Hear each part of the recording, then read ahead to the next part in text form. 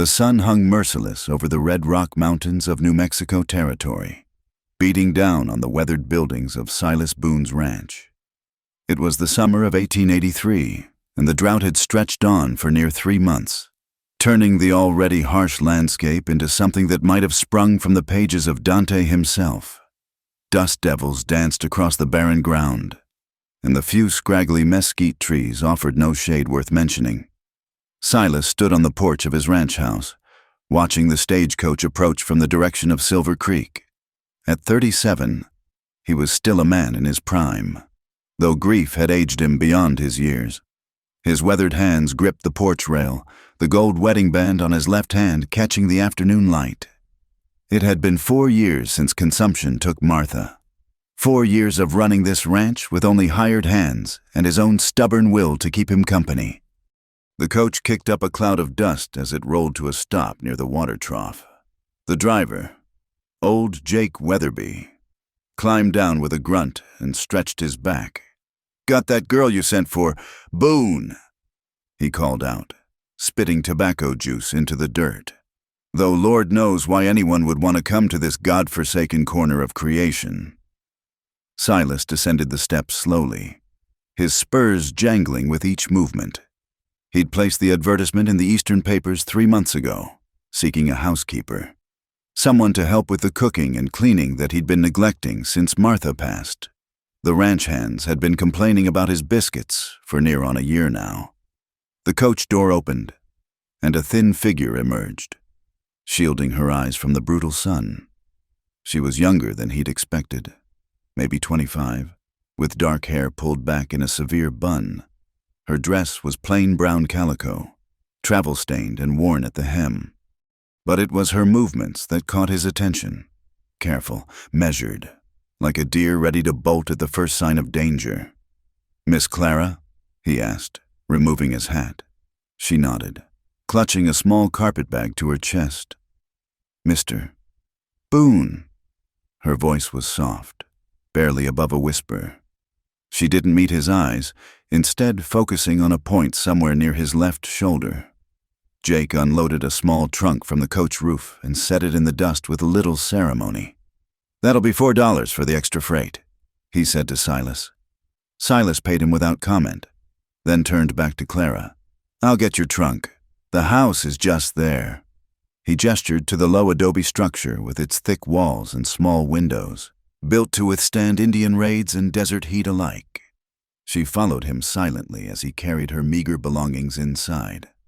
The main room was sparse but clean. A stone fireplace dominated one wall. A rough-hewn table and chairs sat in the center, and Martha's rocking chair still occupied the corner by the window. He'd never been able to bring himself to move it. "Your room's through here," he said, leading her down a narrow hallway. The small chamber had been Martha's sewing room, but he'd cleared it out and put in a simple bed and washstand. "Privy's out back, pumps in the kitchen. You'll take your meals with me in the hands." She set her carpetbag on the bed and turned to face him, still not meeting his eyes. "Thank you, Mr. Boone. When shall I start?" "Tomorrow's soon enough. You can settle in today. Get your bearings." He paused in the doorway. "Supper's at 6. Nothing fancy, usually just beans and biscuits. Maybe some salt pork if we're lucky." "I can cook," she said quickly. "I'm a fair hand at it. That'll be a welcome change." He almost smiled but caught himself. "I'll leave you to it then." The days fell into a rhythm quickly enough. Clara rose before dawn to start the coffee and breakfast, worked through the heat of the day, cleaning and mending, and had supper ready when the hands came in from the range. She was efficient, quiet, and kept to herself. The ranch hands, Tom, Jesse, and old Miguel, treated her with cautious respect, tipping their hats when they passed but rarely speaking beyond pleasantries. Silas found himself watching her when he thought she wouldn't notice. There was something about the way she moved, always keeping walls or furniture between herself and the men, never turning her back on an open door. At night, he could hear her moving about in her room, the floorboards creaking as she paced back and forth like a caged animal. The first sign of trouble came 3 weeks after her arrival. It was a Sunday, and most of the hands had ridden into town for their monthly spree. Silas was in the barn, mending a bridle. When he heard the crash from the house, he dropped the leather and ran, his boots pounding across the hard-packed earth. He found Clara in the kitchen, pressed against the wall, a shattered plate at her feet. Her face was white as bleached bone, her hands trembling. "What happened?" he asked, keeping his voice low and steady, the way he'd talk to a spooked horse. She shook her head, unable to speak.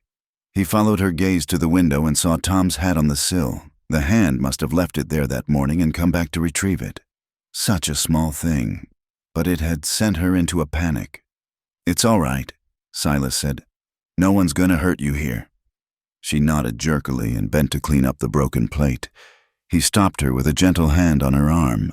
She flinched at the touch, and he immediately stepped back. "I'll get it," he said. "Why don't you sit down for a spell?" She fled to her room instead, and he didn't see her again until supper. Neither of them mentioned the incident, but something had shifted between them.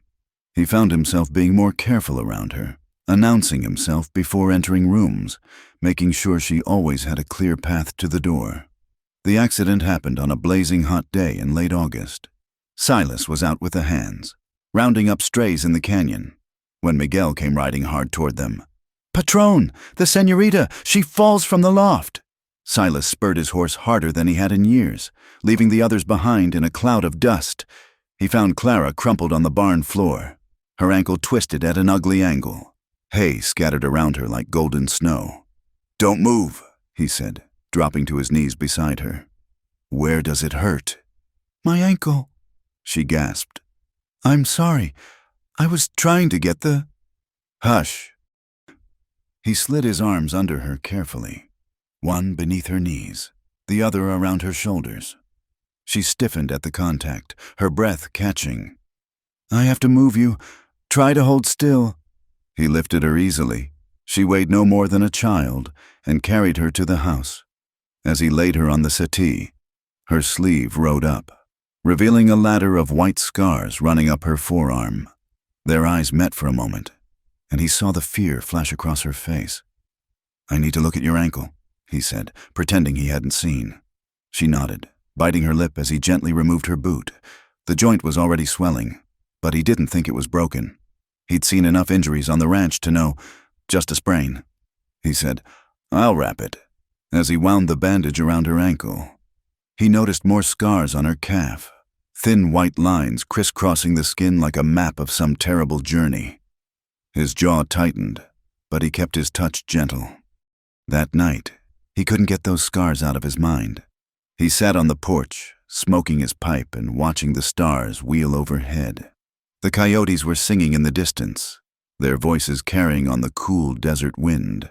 He thought about Martha, how she'd been so full of life and laughter, how different she was from the frightened woman who now kept house for him. He was pulled from his reverie by sounds from inside. Clara was talking in her sleep again, her voice high and pleading. He couldn't make out the words, but the tone was unmistakable. He'd heard that same note in the voices of men who'd survived Indian attacks, in soldiers who'd come back from the war with shadows in their eyes. Without thinking, he went inside and paused outside her door. The sounds were clearer now. She was begging someone to stop, to please just let her be. His hand hovered over the door handle, but he didn't enter. Instead, he settled himself in a chair in the hallway, keeping watch until her nightmares subsided and her breathing evened out. In the morning, she limped out to find him asleep in the chair. Their eyes met, and something passed between them. An understanding, perhaps, or maybe just the recognition of one wounded soul by another. "Your ankle better?" he asked, standing and stretching the kinks from his back. "Yes, thank you." She hesitated, then added, "You didn't have to." "My house, my responsibility," he said gruffly. "Coffee?" She nodded and limped toward the kitchen. He watched her go, noting how she favored walls for support rather than accept his offered arm.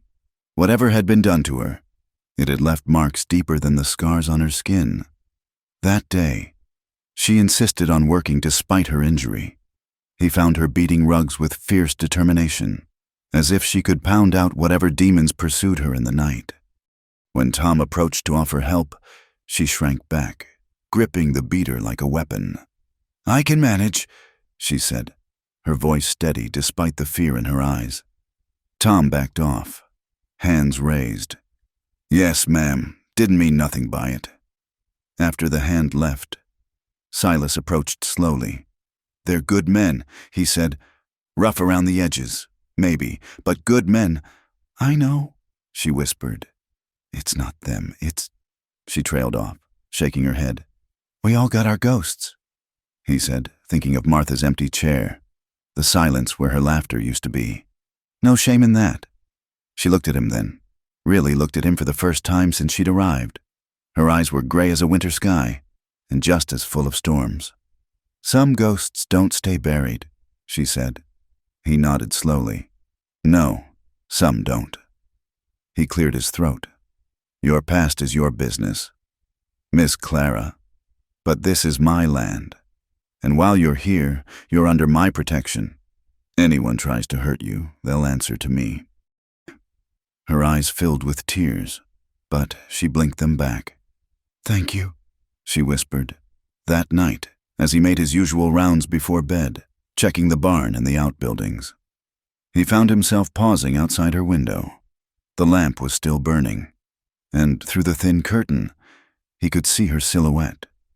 She was sitting on the bed, brushing her hair with slow, mechanical strokes. In the lamplight, her hair fell like dark water down her back, and for a moment, she looked so young and lost that his chest tightened. He turned away, angry at himself for watching, angry at whoever had hurt her, angry at a world that could break someone so thoroughly. The wedding ring on his finger caught the moonlight, and he twisted it absently.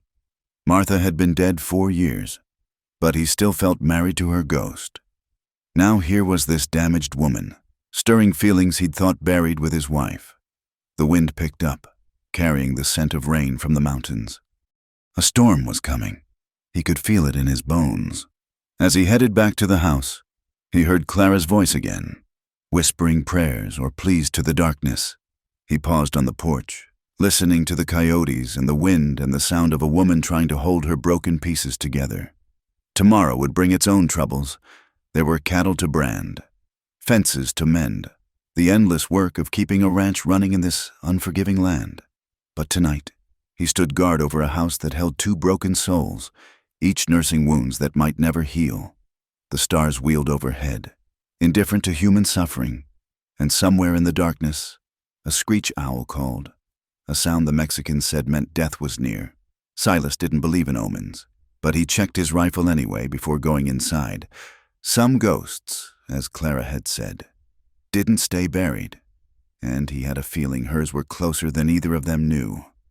September came with cooler mornings and the promise of rain that never quite materialized.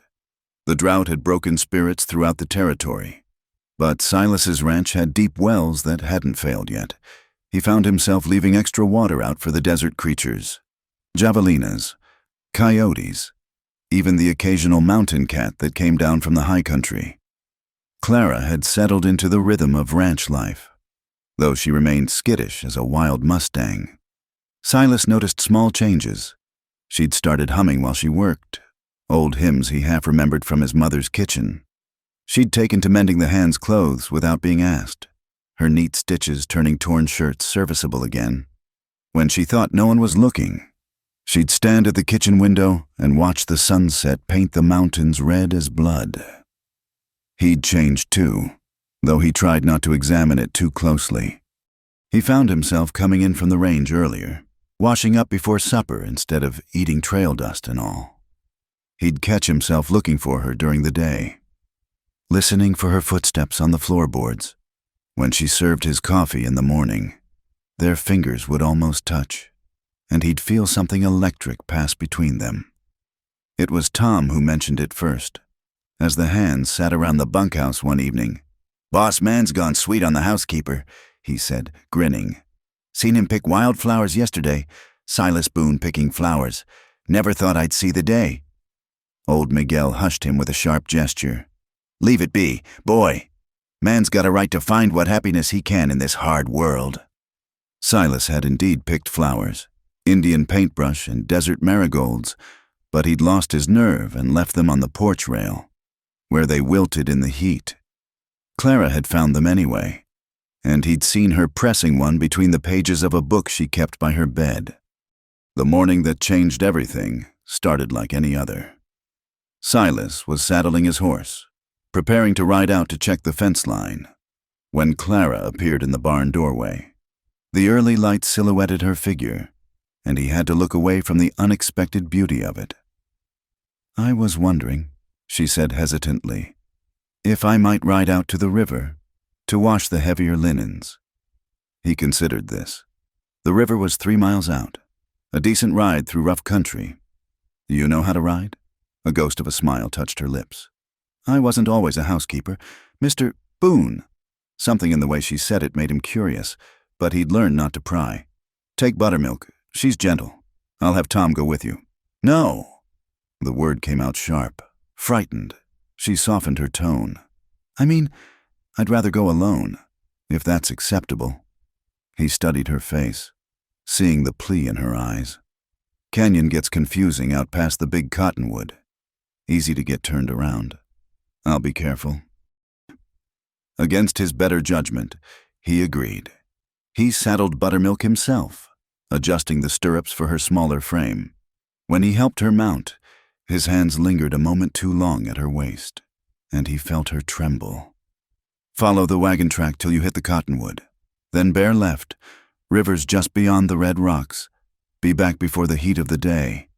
She nodded and rode out, her back straight, her hands steady on the reins.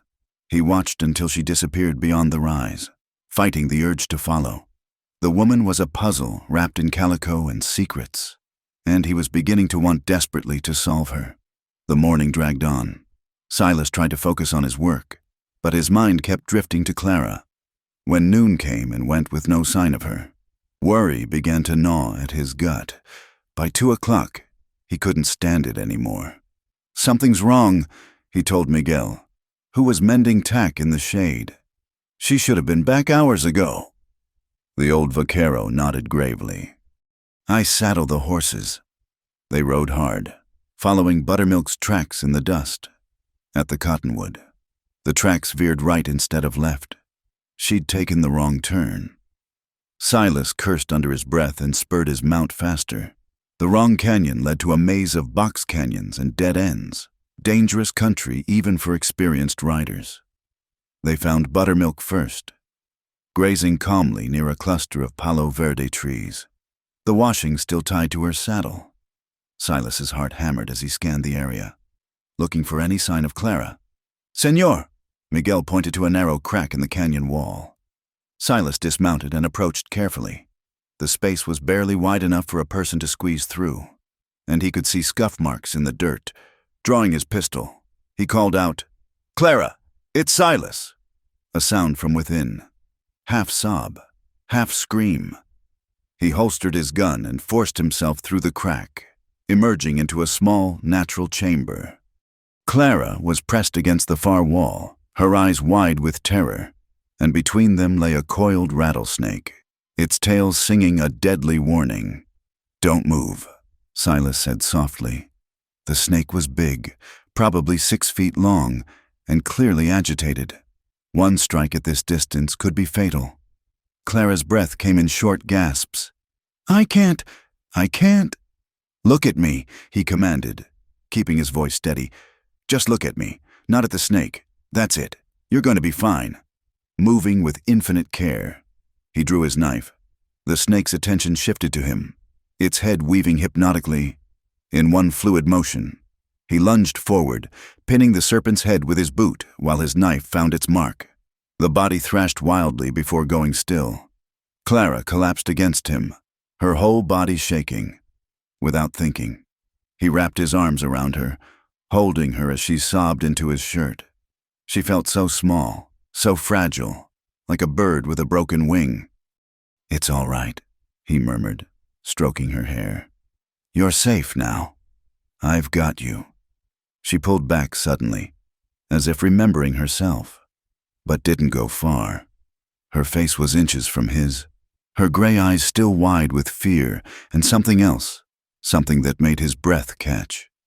Time seemed to stop in that small chamber. The dead snake forgotten, the world outside forgotten. He could see every detail of her face, the faint freckles across her nose, the way her lips parted slightly, the pulse beating rapidly at her throat.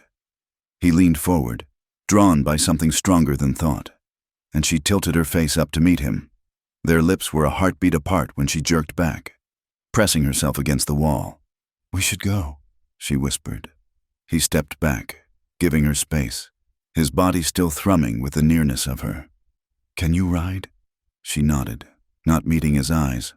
He led her out of the chamber, where Miguel waited with the horses. The old man took in their disheveled appearance and Clara's tear-stained face, but said nothing. The ride back was silent, except for the creak of leather and the clip of hooves on stone. Silas rode close to Clara, watching for signs of shock or injury. She sat straight in the saddle, but he could see the fine tremor in her hands. That evening, after Miguel had discreetly disappeared to the bunkhouse and the supper dishes were done, Silas found Clara sitting on the porch, wrapped in a shawl despite the warm evening. "Mind if I sit?" he asked. She shook her head, and he lowered himself into the chair beside her. They sat in silence for a while, watching the stars emerge one by one in the darkening sky. "I'm sorry," she said finally, "for causing trouble, for—" she gestured vaguely, encompassing the whole day. "No trouble," he said, "though I'm curious how a woman who can ride like you did this morning managed to get lost." A rueful smile touched her lips. "I saw a deer. A doe with twin fawns. They were so beautiful, so free. I followed them without thinking." She paused. "It's been so long since I could just follow something beautiful." The words hung between them, heavy with meaning. Silas cleared his throat. "About what happened in the cave? Please don't." Her voice was soft but firm. "I can't. Not yet." He nodded, understanding more than she knew. "All right, but Clara, you don't have to be afraid here. Whatever you're running from, whoever hurt you, that's done now." She turned to look at him, and in the lamplight from the window, he could see tears on her cheeks. "Some chains are harder to break than others. Mr. Boone." "Silas," he said. "My name is Silas." "Silas," she repeated, as if tasting the word. "Do you ever feel like you're living someone else's life? Like the person you were meant to be got lost somewhere along the way?" He thought of Martha, of the children they'd never had, of the man he'd been before grief carved out his insides. Every damn day. She reached over and touched his hand, just briefly, her fingers butterfly-light on his weathered skin. "Thank you, for today, for everything." After she went inside, he sat alone on the porch, smoking his pipe and thinking. The touch of her hand seemed burned into his skin, and he found himself clenching and unclenching his fist, trying to hold on to the sensation. 4 years of emptiness, 4 years of going through the motions of living. And now this damaged woman had awakened something in him he'd thought dead. Inside the house, he could hear her moving about, getting ready for bed. He imagined her taking down her hair, brushing it out in long strokes. He imagined a lot of things he had no business imagining. The next few days passed in a strange tension. They were exceedingly polite to each other, careful not to touch, careful not to let their eyes meet for too long. But awareness crackled between them like lightning before a storm. When she served his meals, he was acutely conscious of her every movement. When he came in from the range, she always had fresh coffee waiting, as if she'd been listening for his approach. One evening, a thunderstorm rolled in from the mountains, bringing blessed rain and fierce wind. The temperature dropped 20 degrees in as many minutes, and Silas hurried to help Tom and Jesse secure anything that might blow away. When he came back inside, soaked to the skin, Clara was waiting with towels and dry clothes. "You'll catch your death," she fussed, and for a moment she sounded like Martha used to. He changed into dry things and found her in the kitchen, making hot cocoa, an extravagance she must have been saving for a special occasion. "Storm reminds me of home," she said, handing him a steaming mug. "Back east, I mean, though the lightning here is different, wilder. Everything's wilder out here." He agreed, sitting at the table. "Takes some getting used to." She sat across from him, cradling her own mug. In the lamplight, with the storm raging outside, the kitchen felt like a sanctuary. Safe. Intimate. "May I ask you something?" she said. "Your wife. What was she like?" The question surprised him. People generally avoided mentioning Martha, as if grief was contagious. "She was sunshine," he said finally. "Always laughing, always seeing the good in things. Even when the drought killed half our cattle, even when she got sick, she never lost faith." "You loved her very much." "I did." He twisted his wedding ring. "Still do, I suppose, though sometimes I can barely remember her face. That feel wrong to you?" Clara shook her head. "I think the heart can only hold so much pain before it starts letting go, just to survive. That's not wrong. That's human." Thunder crashed overhead, and she flinched. Without thinking, he reached across the table and covered her hand with his. She didn't pull away this time. "Tell me," he said softly. "Not everything, just something. Help me understand." She was quiet for so long he thought she wouldn't answer. Then, in a voice barely above a whisper, she began. "I was 17 when my father arranged the marriage. The man was respectable, wealthy, a pillar of society." Her laugh was bitter. "Everyone said I was lucky." Silas tightened his grip on her hand, anchoring her. "The first night, I learned what kind of man he really was, what kind of things he enjoyed." She stopped, swallowing hard. "For 5 years, I lived in that house. 5 years of being his creature, his thing, not a wife, certainly not a person." "Clara." His voice was rough with suppressed rage. "I tried to leave once. He caught me at the train station. The marks he left that time. The doctor said I was lucky to survive." She pulled her hand free and stood abruptly. "I shouldn't burden you with this." He stood too, moving around the table. "It's not a burden. None of it is your fault." She looked up at him, her eyes swimming with tears. "Sometimes, in the dark, I still feel his hands on me, still hear his voice telling me what I am, what I'm worth. How does a person forget that? How does a person become clean again?" Unable to stop himself, he cupped her face in his hands, thumbs brushing away her tears. "You're the strongest woman I've ever known. You survived. You got away. You made it all the way here, started a new life. That takes more courage than most people have in a lifetime." She leaned into his touch, her eyes fluttering closed. "When you look at me, what do you see?" "I see a woman who makes the best biscuits in the territory, who hums hymns while she works, who pressed a wildflower in her book because she thought it was beautiful." He paused, his voice dropping lower. "I see someone I'm trying very hard not to fall in love with." Her eyes flew open. For a moment, they stood frozen, the storm forgotten, the past forgotten, everything forgotten but the mere inches between them. Then she rose on her toes and pressed her lips to his. The kiss was tentative at first, almost frightened. Then something ignited between them, and she made a small sound in her throat, her hands coming up to grasp his shoulders. He pulled her closer, marveling at how perfectly she fit against him, how right this felt despite all the reasons it shouldn't. When they finally broke apart, both breathing hard, she touched his face wonderingly. "I didn't think I'd ever I didn't think I could feel." "We don't have to do anything you're not ready for," he said. "We can take this as slow as you need." She nodded, then surprised him by resting her head against his chest. He held her carefully, as if she might break. While the storm raged outside and the lamplight flickered and the world shifted into some new configuration that included this impossible, inevitable thing between them. Later, after she'd gone to bed and he was banking the fire for the night, he realized his wedding ring felt loose on his finger. He looked down at it, at this symbol of a love that had been pure and good and gone too soon. Martha would have liked Clara, he thought, would have wanted him to find happiness again. He didn't remove the ring, not yet, but for the first time in 4 years. He thought maybe he could, someday, when Clara was ready, when they were both ready to step out of the shadows of their pasts and into whatever future they might build together in this harsh, beautiful land. The storm passed in the night, leaving the air clean and sharp with the scent of creosote and wet earth.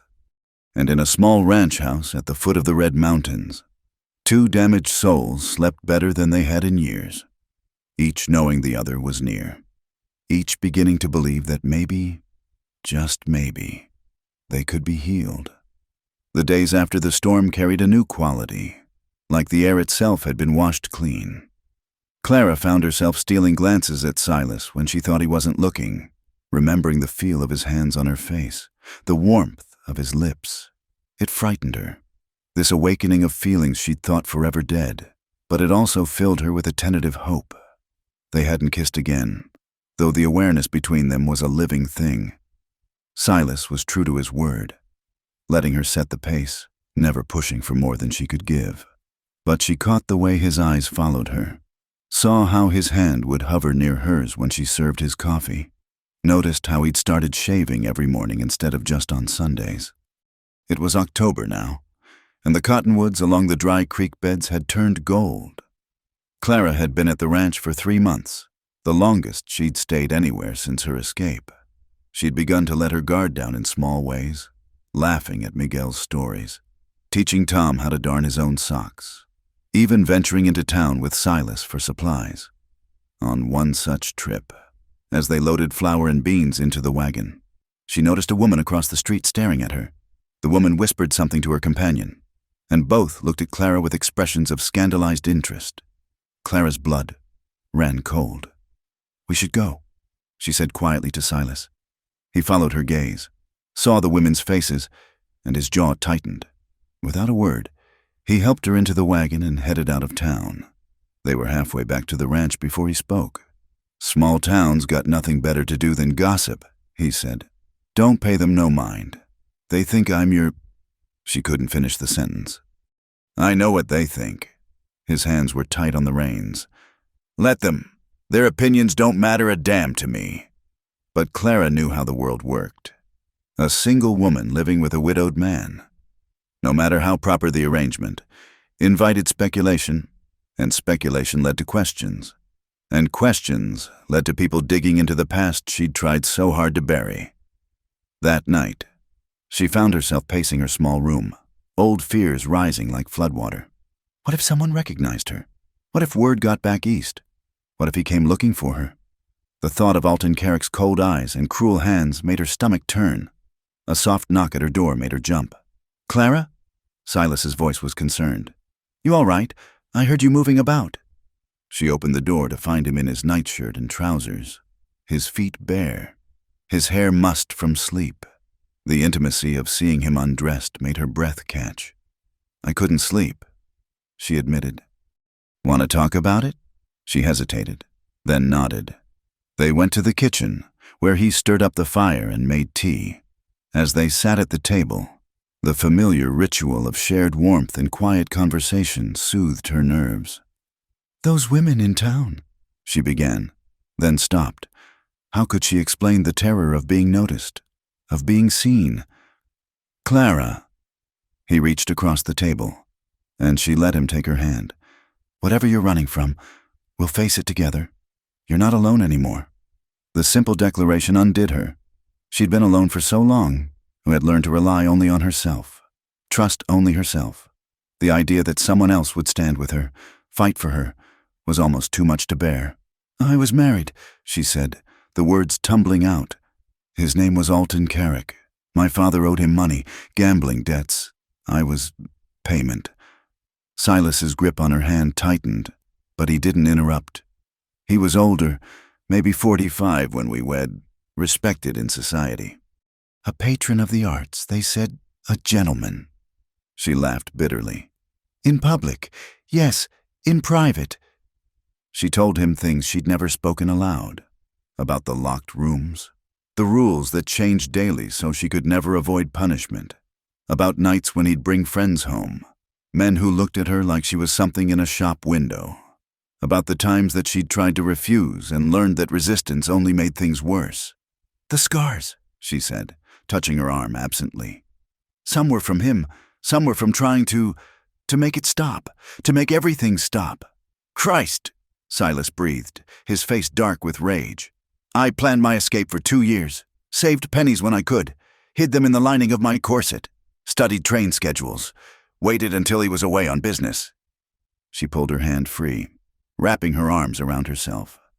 "I've been running for 7 months, changed my name 3 times, worked in kitchens, factories, anywhere that didn't ask questions." "Is he looking for you?" "I don't know. Probably. He doesn't like losing possessions." She met his eyes. "That's what I was to him. A possession, like his horses or his paintings. Something he owned." Silas stood abruptly, the chair scraping against the floor. For a moment she thought he was leaving, disgusted by her story. Instead, he came around the table and knelt beside her chair, taking both her hands in his. "Look at me," he said. When she did, his blue eyes were fierce with emotion. "You are nobody's possession. You hear me? You're a free woman, and by God, I'll kill any man who tries to say otherwise." "You don't understand," she whispered. "In the eyes of the law, I'm still his wife. He has rights. To hell with his rights." Silas's voice was low and dangerous. "This is New Mexico territory, not some eastern city. Law's different out here, and even if it wasn't, there's a higher law that says a man who beats his wife deserves whatever justice finds him." She touched his face, wondering at this man who could be so gentle with her yet so fierce in her defense. "I'm used goods. Silas, broken. You deserve better than—" He silenced her with a kiss, soft but insistent. When he pulled back, his hands framed her face. "You're not broken. You're the strongest, bravest woman I know. And if you'll have me, I'd be honored to court you proper." "Court me?" She almost laughed. "After everything I just told you? Especially after everything you just told me." He stood, pulling her up with him. "You deserve to be courted, to have a man bring you flowers and take you on picnics and wait for permission to hold your hand, to have a choice in all of it." Tears spilled down her cheeks. "I don't even know how to be courted, how to be normal." "Then we'll learn together." He brushed her tears away with his thumbs. "No rush, no expectations, just us." The next weeks took on a dreamlike quality. True to his word, Silas courted her like a proper suitor. He brought her wildflowers, their stems wrapped in damp cloth to keep them fresh. He took her on rides to show her special places, a hidden spring where hummingbirds gathered, a cliff where ancient peoples had carved symbols into stone. He asked permission before taking her hand, before putting his arm around her waist to help her down from the wagon. It was sweet and strange and sometimes frustrating. There were nights when she wanted more than chaste kisses, when her body remembered that it could feel pleasure as well as pain. But Silas held firm, determined to do things right. "You're worth waiting for," he'd say when she pressed close, testing his resolve. If we, I want you to be sure, completely sure." The hands noticed the change. Of course, Tom took to whistling love songs when Silas was around, earning himself extra shifts riding fence. Miguel just smiled and nodded, muttering about young love, though neither Silas nor Clara were particularly young anymore. One evening in late October, as they sat on the porch watching the sunset, Clara found herself telling Silas about her life before the marriage, about growing up in Boston, her mother who died when she was 12, her father's slow descent into gambling and drink, about the books she'd loved, the dreams she'd had of traveling west to paint the landscapes she'd only seen in pictures. "You paint?" Silas asked, surprised. "I used to. Haven't touched a brush since—" She trailed off.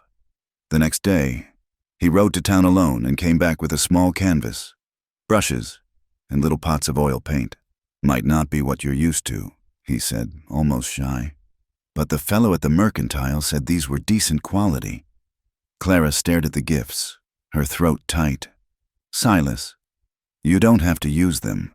Just thought you might want to try again. When you're ready. She kissed him then, pouring all her gratitude and growing love into the gesture. When they broke apart, both breathing hard, she saw the heat in his eyes and felt an answering warmth low in her belly. Clara, he said, his voice rough. We should. I know, she said, stepping back, but she smiled to let him know she wasn't upset. Soon, though, I think soon. That night, she set up the canvas in her room and tried to paint the view from her window, the mountains gilded by moonlight, the shadow of a coyote slinking past. Her hands shook at first, but gradually the familiar motion of brush on canvas soothed something inside her. When she finally set the brush down, she realized she'd been crying, not from sadness, but from the sheer relief of creating something beautiful again. She showed Silas the painting the next morning, nervous as a schoolgirl. He studied it for a long moment, then looked at her with something like awe. You got a gift, he said simply, a real gift.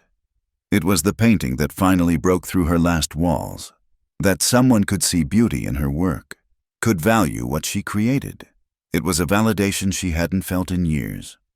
That night, after supper was cleared and the hands had retreated to the bunkhouse, she took Silas's hand and led him to the barn. Clara, he looked confused as she lit a lantern and hung it from a nail. The golden light threw dancing shadows on the walls, turning the familiar space mysterious. I want to tell you something, she said, turning to face him. About my nights, before. His face grew still. You don't have to, I need to. She took a breath, gathering courage. Every night was the same. He'd come to my room. I wasn't allowed in his bed. You see, too dirty for that. He'd use me however he wanted, sometimes for hours. And when he was done, he'd leave me there, bleeding and bruised and... Her voice broke. Silas made a sound low in his throat and stepped toward her, but she held up a hand to stop him. Let me finish, please. She waited until he nodded. I learned to go somewhere else in my mind, to float above my body and watch from the ceiling like it was happening to someone else. It was the only way to survive. Clara. But now, she continued, moving closer to him. When I'm with you, I want to be present. I want to feel everything. I want to replace those memories with new ones, better ones. She reached up and began unbuttoning his shirt. His breath caught, but he didn't stop her. Are you sure? He asked, his voice rough. I've never been more sure of anything in my life. What followed was nothing like her nights before. Silas was infinitely gentle, infinitely patient, asking permission with every touch, every kiss. When old fears rose up, he stopped immediately, holding her until they passed. He whispered endearments against her skin, how beautiful she was, how precious, how loved, in the golden lamplight, on a bed of clean straw covered with horse blankets. Clara learned that her body could be a source of joy instead of shame. That touch could heal instead of hurt. That love could be tender and fierce and sacred all at once. Afterward, as they lay entwined, her head on his chest listening to his heartbeat, she felt something inside her finally unknot. The broken pieces of herself seemed to shift and settle into a new pattern, not perfect, still scarred, but whole in a way she'd thought impossible. I love you, she whispered into the darkness. His arms tightened around her. I love you too, Clara, more than I thought I could love anyone again. They stayed in the barn until nearly dawn, talking and touching and memorizing each other. When they finally returned to the house, Clara felt like a different woman, or maybe like the woman she was always meant to be, finally set free. But as the sun rose over the mountains, painting the world in shades of gold and red, a rider appeared on the horizon, a stranger on a black horse, riding hard toward the ranch, and something in Clara's bones told her that her past had finally caught up with her. The rider wasn't who Clara feared, just a cattle buyer from Amarillo looking to make a deal. But the scare had shaken her. reminding her that happiness was a fragile thing in this world. She went about her work that day with one eye on the horizon, jumping at every sound. Silas noticed, of course, since their night in the barn, he'd become even more attuned to her moods, reading her like one of his beloved books. "He's not coming," he said quietly as they worked side by side mending harnesses. "And if he does, he'll have to go through me." November brought the first real cold, frost silvering the ground in the mornings. The ranch settled into winter routines, mending fences, maintaining equipment, preparing for the lean months ahead. Clara had never spent a winter in the high desert, and Silas took to teaching her what she'd need to know. "Blizzards come fast out here," he explained one evening as they sat by the fire. "Sometimes you can't see your hand in front of your face. We keep ropes strung between the buildings so nobody gets lost between house and barn." She was sketching him as he talked, trying to capture the way the firelight played across his weathered features. Since he'd given her the art supplies, she'd taken to drawing everything: the hands at work, the mountains at different times of day, and especially Silas when he wasn't aware of her attention. "What are you drawing there?" he asked, trying to peer at her pad. She turned it to show him his profile in charcoal, strong and steady. He studied it with that focused attention he gave everything important. "You make me look better than I am," he said finally. "I draw what I see." She set the pad aside and moved to sit beside him on the worn sofa. "And what I see is the best man I've ever known." He pulled her close, and they sat in comfortable silence, watching the fire dance. These quiet evenings had become precious to her. No fear, no pretense, just the two of them building something real and lasting. It was Tom who brought the news that shattered their peace. He'd been to town for supplies and came back with a troubled expression. "Boss," he said, finding Silas in the barn, "there's talk in town. Some fancy-dressed fellow from back east, asking questions about a woman. Dark hair, pretty, might be working as domestic help." Silas's blood went cold. "What kind of fellow?" "Older man. They said, well-dressed, staying at the hotel.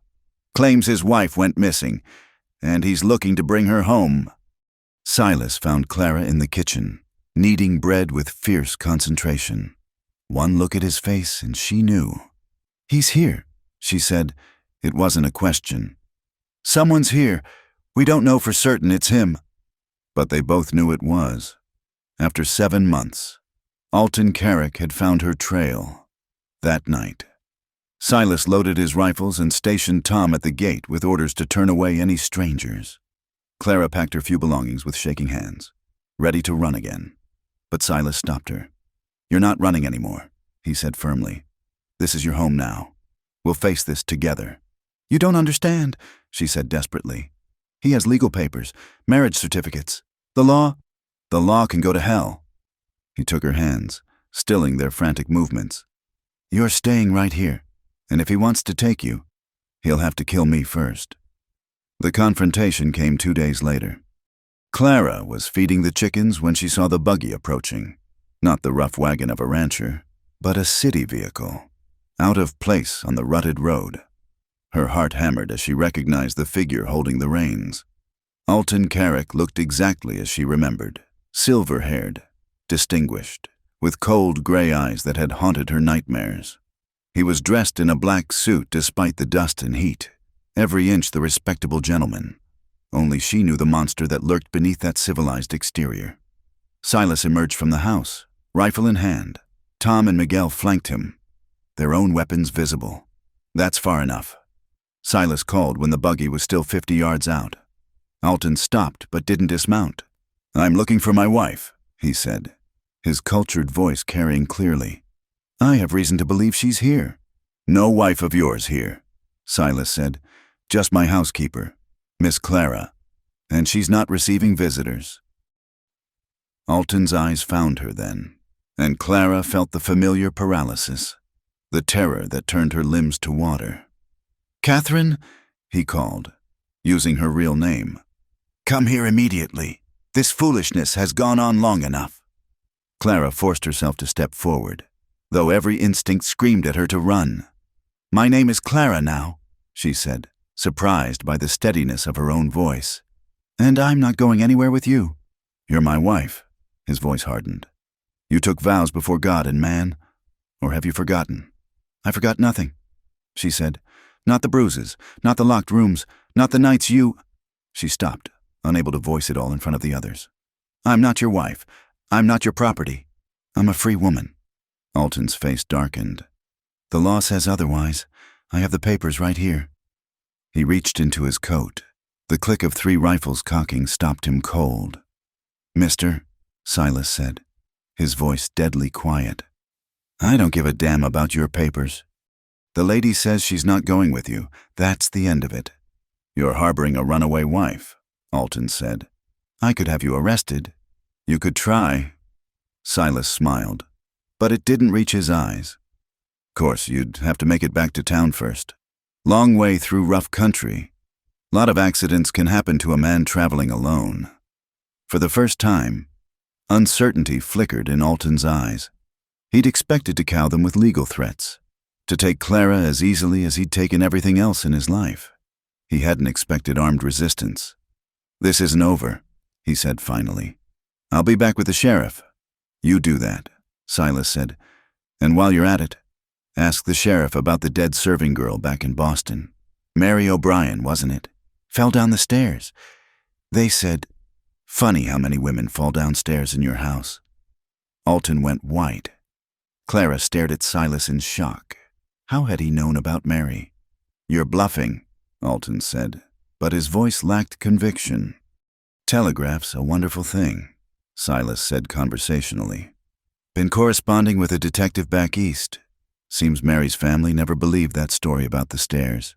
They've been gathering evidence, talking to other servants, just waiting for someone to give them a reason to pursue justice. It was a lie." Silas had no such correspondence, but Alton didn't know that. Clara saw the calculation in his eyes, weighing the cost of pursuing her against the risk of exposure. "She's not worth it," he said finally, his voice dripping contempt. "Damaged goods anyway. Keep her, if you want another man's leavings." The words hit Clara like physical blows, but before she could react, Silas had handed his rifle to Tom and vaulted over the porch rail. His fist connected with Alton's jaw with a satisfying crack, sending the older man sprawling in the dust. "Get off my land," Silas said, standing over him. "Don't come back. Don't send anyone else. Forget she exists. Because if I see you again, if I hear you've been asking about her, if you so much as think her name, I'll kill you.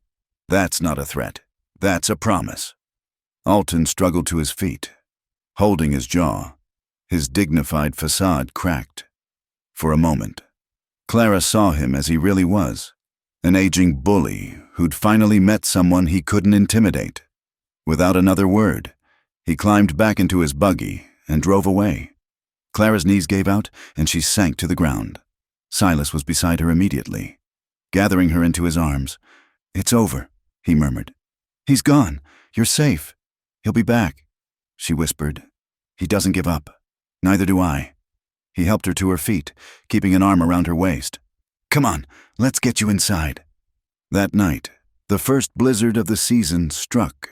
The wind howled like a living thing, driving snow horizontal across the landscape. The temperature plummeted until ice formed on the inside of the windows. Clara and Silas huddled by the fire, listening to the storm rage. She'd been quiet since Alton's visit, lost in memories she'd tried so hard to bury. But as the storm intensified, trapping them in their small circle of warmth and light, something in her seemed to break free. "I want to tell you everything," she said suddenly. "All of it, so you understand what you're fighting for. You don't have to. I need to." She took a shaky breath. "He collected broken things, wounded birds, damaged paintings, people with no choices. He'd acquire them, and then he'd break them more, just to prove he could put them back together however he wanted." She told him about the games Alton played, the rules that changed without warning, the punishments for infractions she didn't know she'd committed, about the special room in the cellar where he took her when she displeased him, about the parties where he'd display her like a trophy. letting his friends know she was available for private viewing. The worst part, she whispered, was how he could make me believe I deserved it, that I was lucky he kept me at all, worthless as I was. He got inside my head worse than he ever got inside my body. Silas held her through it all, his arms a sanctuary against the memories. When she finally fell silent, exhausted from the telling, he pressed his lips to her hair. "Thank you," he said quietly. "For what?" "For trusting me with this, for being strong enough to survive it, for giving me the chance to love you right." She turned in his arms to look at him. His face was wet with tears. For her, she realized, this strong, steady man was crying for her pain. "I love you," she said, and meant it with every fiber of her being. "Marry me," he said suddenly. "I know it might not be legal with him still alive, but we'll do it anyway. Make our own vows, our own promises. Let me give you my name, even if the law won't recognize it. Silas, I want you to be Clara Boone," he continued. "I want everyone to know you're under my protection. I want to wake up every morning knowing you're my wife in every way that matters." The storm rattled the windows, and the fire popped and crackled. In this small space carved out of the wilderness, two damaged souls contemplated building something new from the ruins of their pasts. "Yes," Clara whispered. "Yes, I'll marry you." He kissed her then, deep and claiming, and she responded with equal fervor. They made love there by the fire, slow and tender, mapping each other's bodies like territories to be memorized. Every touch was a promise, every kiss a vow.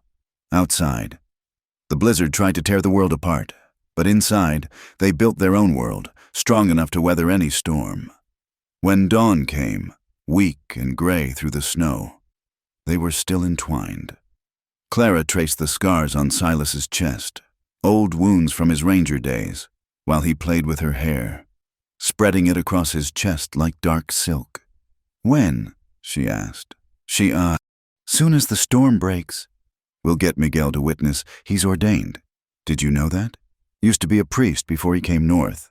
She laughed, the sound rusty but real. "A gunfighting priest. The frontier makes everyone into what they need to be." He tilted her chin up to look at her. "Just like it made you into the strongest woman I know." The blizzard lasted 3 days, trapping them all inside. But instead of feeling confined, Clara felt cocooned, protected. She cooked hearty stews and kept the coffee pot full while the men played cards and told stories.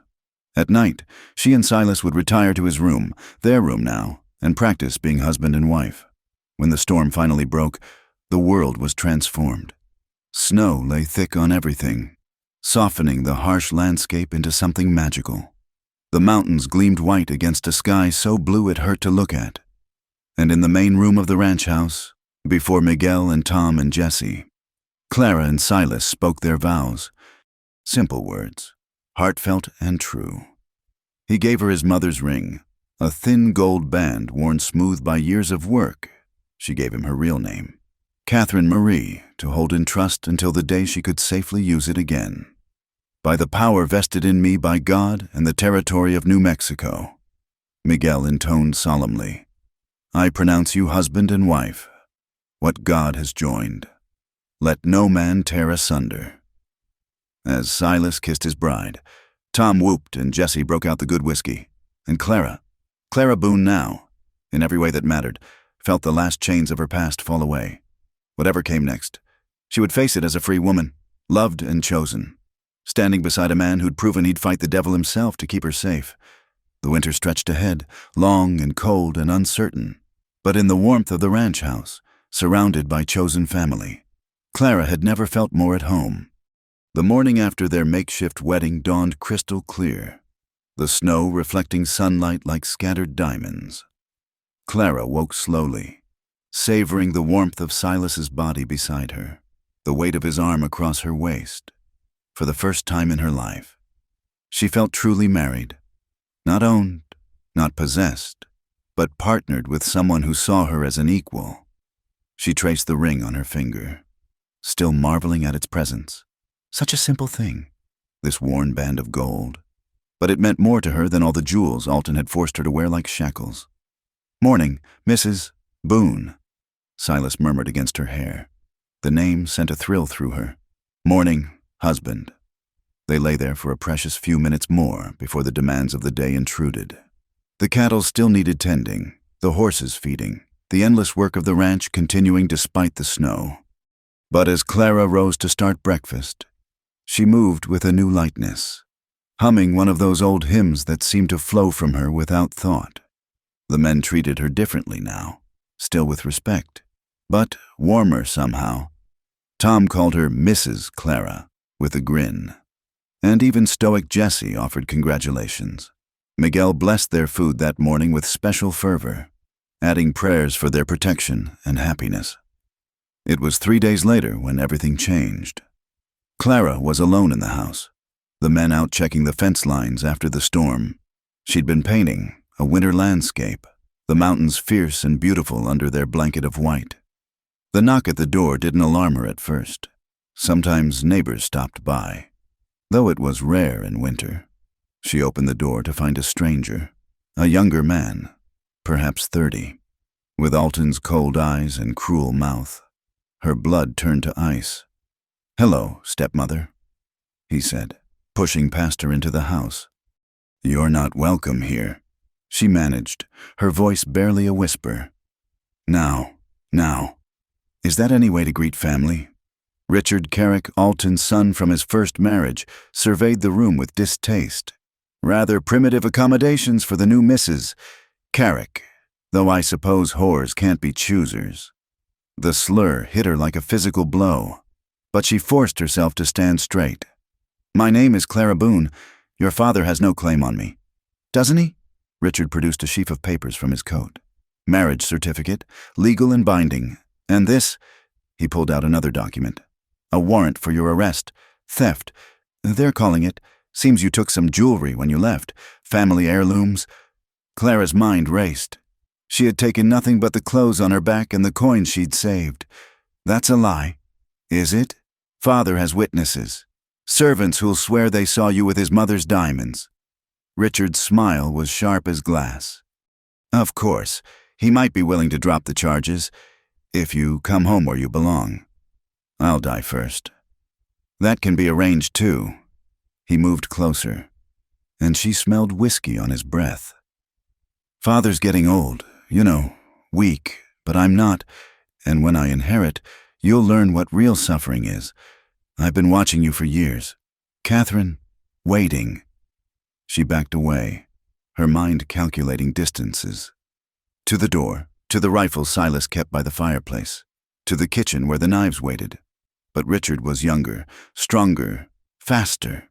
He grabbed her wrist, twisting until she cried out. "You always were pretty when you were scared," he said. "Father let me watch sometimes. Did you know that?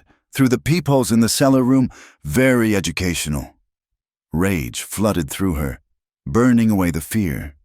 She'd been a victim for 5 years, but she wasn't that woman anymore. Her free hand found the heavy pewter candlestick on the side table and swung it with all her strength. Richard dodged, but the blow caught his shoulder, making him release her. She ran for the rifle, but he tackled her, sending them both crashing into the table. Her painting supplies scattered, oils spreading across the floor like blood. They struggled, Richard's weight pinning her down. His hands went to her throat, and she saw murder in his eyes. This wasn't about bringing her back anymore. This was about power, control, the sick pleasure both father and son took in breaking things. Black spots danced in her vision. Her searching hand found something, a palette knife, sharp and thin. Without thinking, she drove it into his side. Richard screamed, rolling away. The knife protruded from between his ribs, blood spreading across his white shirt. He stared at it in shock, then at her. "You bitch!" he gasped. "You stabbed me. You actually—" The door burst open. Silas stood there, taking in the scene. Clara on the floor, Richard bleeding, the violence written in overturned furniture and scattered paint. "Clara!" He was beside her in an instant, helping her sit up. Her throat was already bruising, but she could breathe. He tried—" She couldn't finish, coughing. Richard attempted to stand, one hand pressed to his wound. "She attacked me," he said. "Unprovoked. I want her arrested for attempted murder." Silas's face was stone. "Get out. I'm bleeding."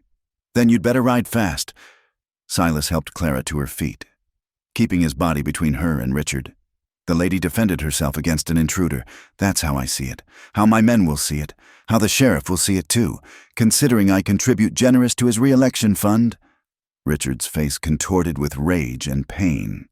"This isn't over. My father—" "Your father's a coward who sends his son to do his dirty work," Silas said. "Tell him what happened here. Tell him the next Carrick who sets foot on my land won't ride away." Miguel and Tom appeared in the doorway, drawn by the commotion. They took in the scene with quick understanding, hands moving to their guns. "You need help mounting your horse, Señor?" Miguel asked politely, but his eyes were hard.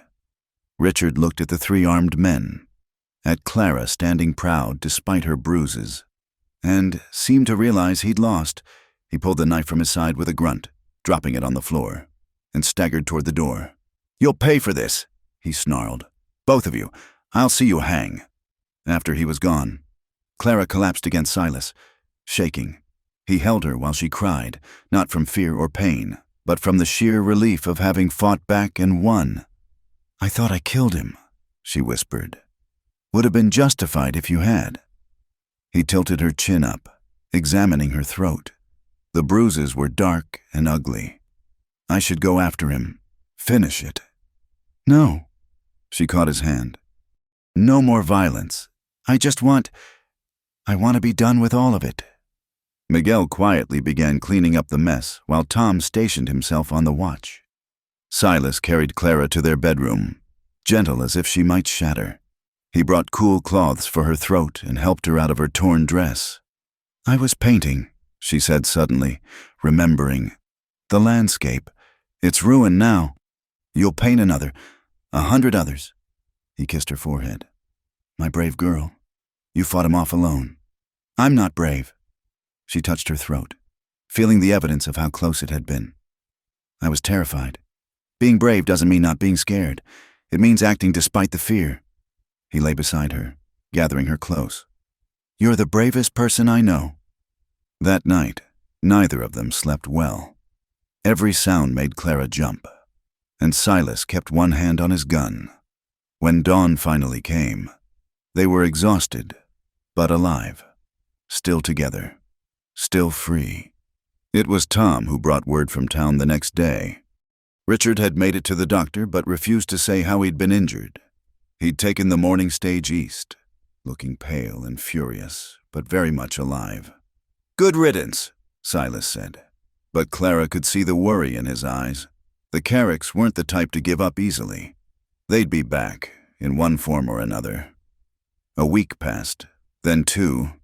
The bruises on Clara's throat faded from purple to green to yellow.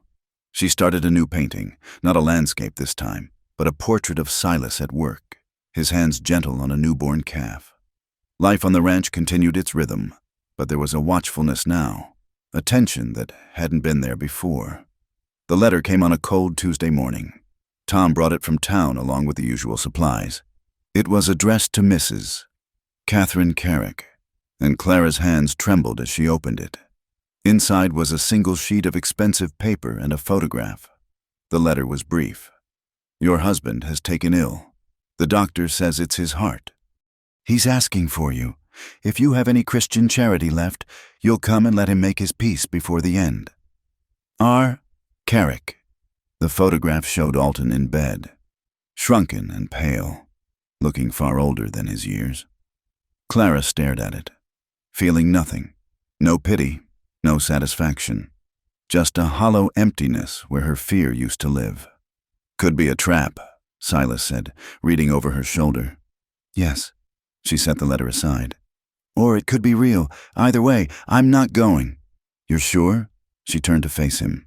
"He had 5 years to make peace with me. 5 years of chances to show mercy, to be kind, to be human. He chose cruelty every time. I owe him nothing." Silas pulled her close. "That's my girl." But the letter haunted her.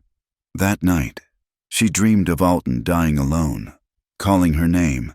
She woke gasping, and Silas held her until the shaking stopped. "What if it's real?" she whispered in the darkness. "What if he's really dying?" "Then he'll die." Silas's voice was firm. "Men like him don't change. Clara, not even at the end. He's trying to get you back there one last time, to hurt you one last time. Don't let him." She knew he was right.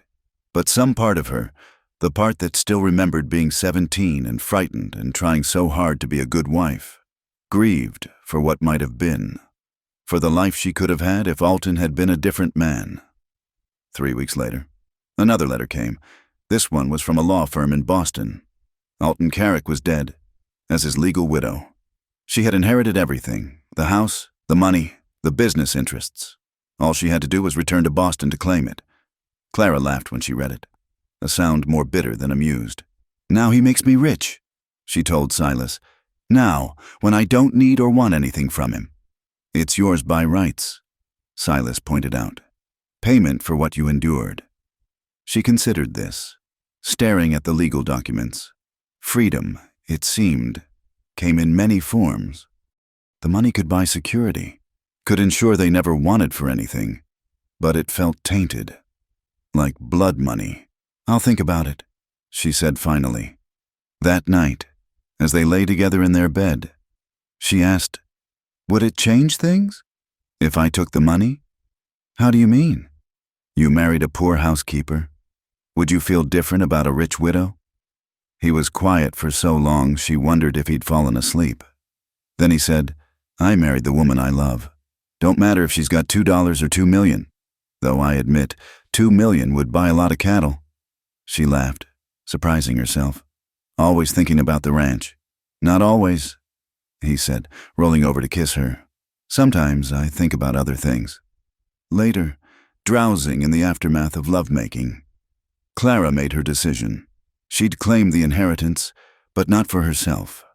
She'd use Alton's money to help other women like her, women trapped in marriages that were prisons, women with no choices and nowhere to run. She'd turn his fortune into a key that could unlock chains. "I want to build something," she told Silas. "A place where women can go when they need to escape. Somewhere safe, where they can learn skills, save money, start over. Here, on the ranch? Maybe, or in town, wherever it's needed." She propped herself up on an elbow to look at him. "What do you think?" "I think," he said slowly, "that you're going to change the world. Clara Boone, and I'm honored to be along for the ride." She kissed him, tasting promise on his lips.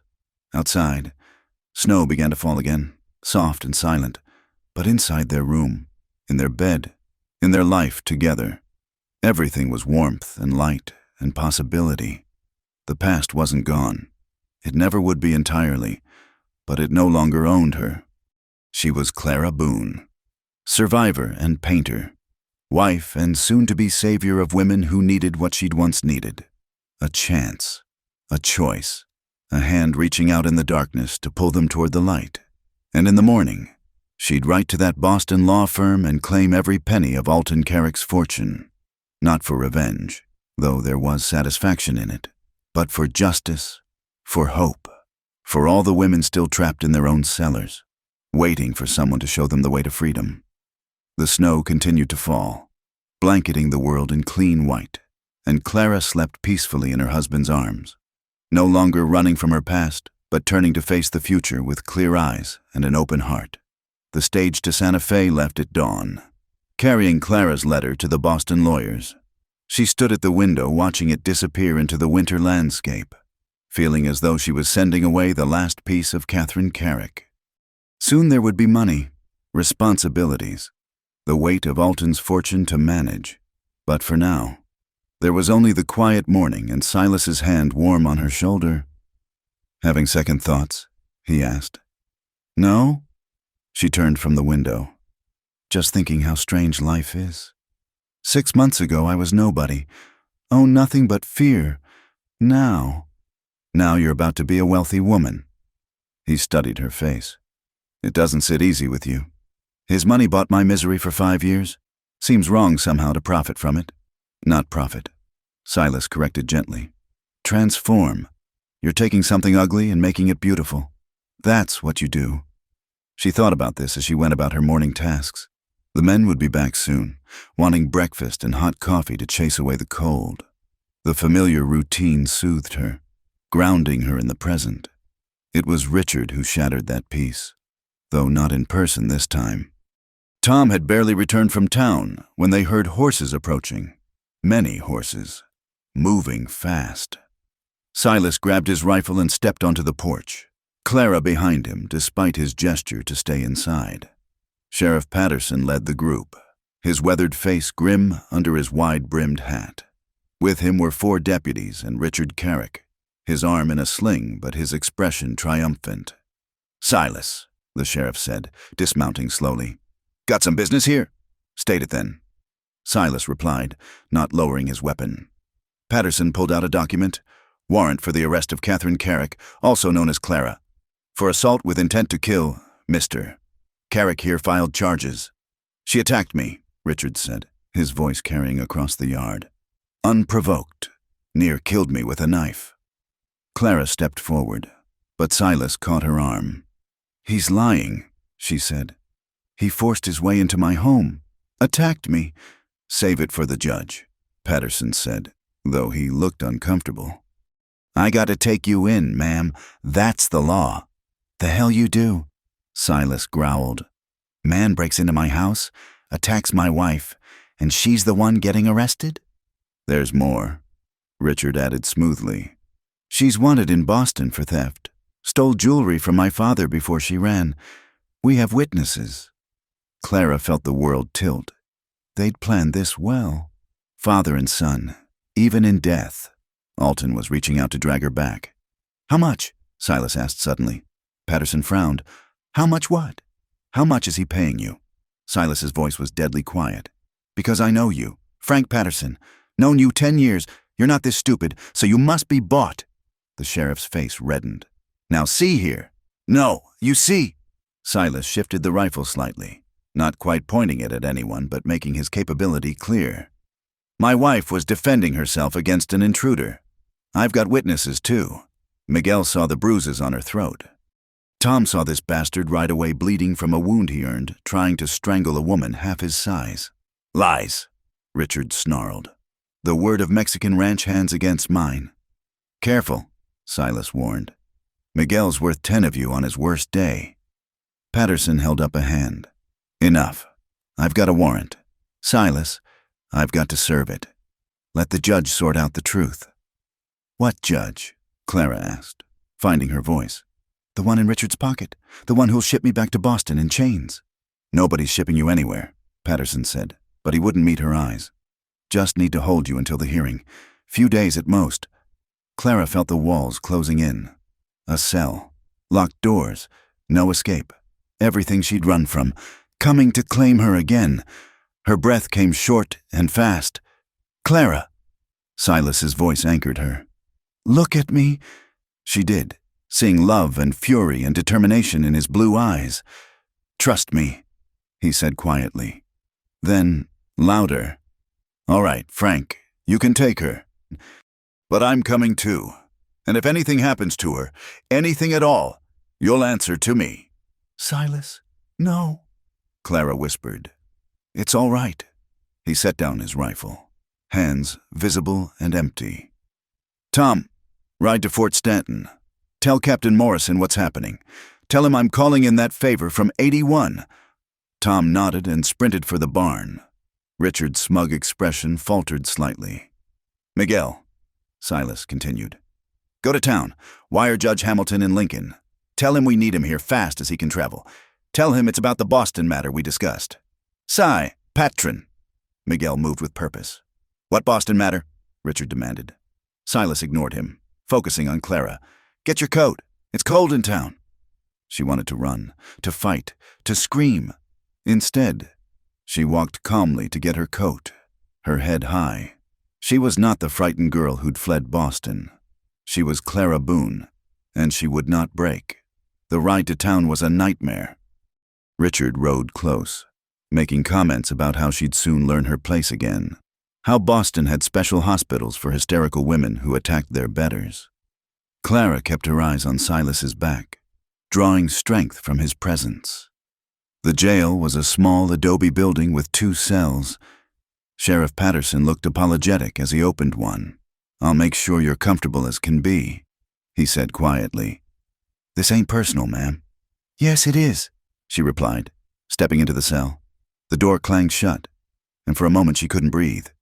Stone walls, iron bars, no windows, just like the cellar room, just like— "Clara!" Silas was at the bars, his hands reaching through. She grasped them like lifelines. "I'm right here. I'm not leaving." "Touching," Richard sneered. "Enjoy it while you can. Once she's convicted, she'll be coming back to Boston with me.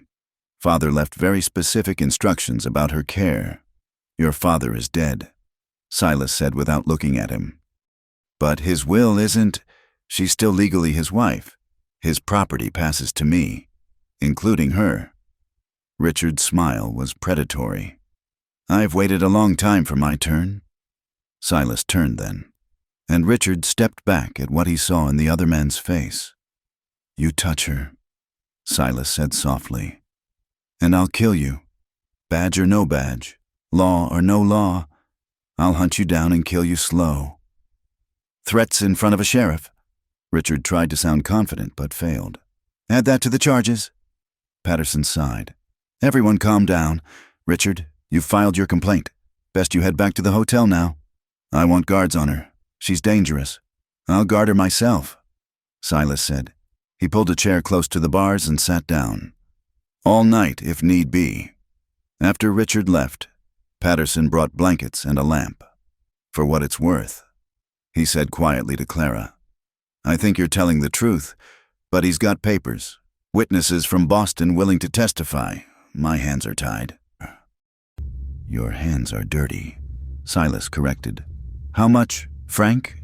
How much did it take to make you forget what's right?" Patterson flushed and left without answering.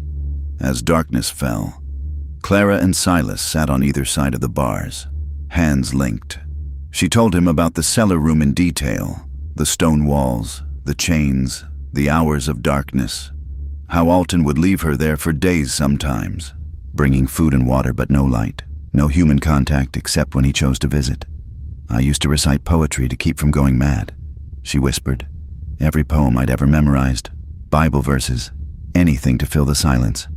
You're not there now." Silas reminded her, "You're here with me, and tomorrow we'll have help." "What if we don't? What if Richard's money reaches further than yours?" "Then we run." His grip tightened. "I'll break you out myself if I have to.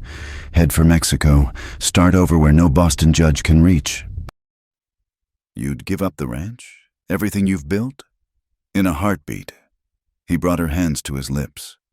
"You're worth more than any piece of land." She cried then, silent tears that he brushed away through the bars. They talked through the night, about their future, about the refuge she wanted to build, about children they might have. Anything to keep the darkness at bay. Dawn brought Tom with news. Captain Morrison was riding in with a full patrol. More importantly, he was bringing a federal marshal who had questions about Richard Carrick's business dealings. "Seems young Mr. Carrick has been selling weapons to the Comanche," Tom reported. "Government's been looking for him for months." Richard arrived at the jail shortly after, demanding Clara be prepared for transport. He stopped short when he saw the blue uniforms filling the street. "What is this?" he demanded. Captain Morrison, a stern man with silver temples, dismounted with military precision. "Richard Carrick, I'm placing you under arrest for trafficking weapons to hostile Indians." "This is ridiculous. I'm here on legitimate business." "Save it." The captain nodded to his men, who moved to flank Richard. "We have witnesses. Apache scouts who identified you at the trading post. Manifests with your signature." As they shackled Richard, Clara felt a wild hope rising. But it was the arrival of Judge Hamilton that truly turned the tide.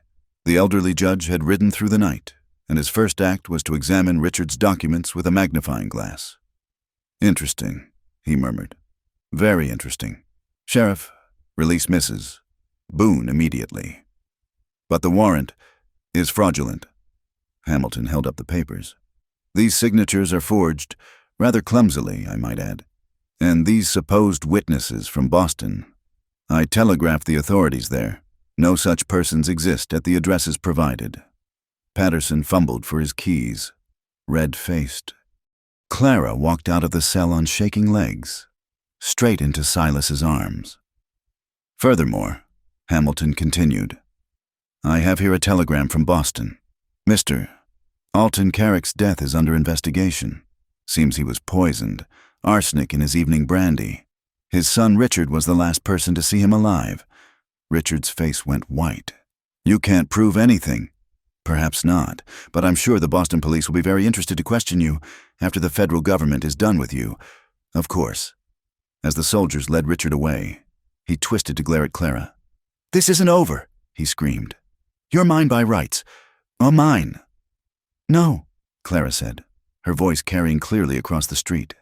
I belong to no one but myself, and I choose to give myself to a man who sees me as a person, not property.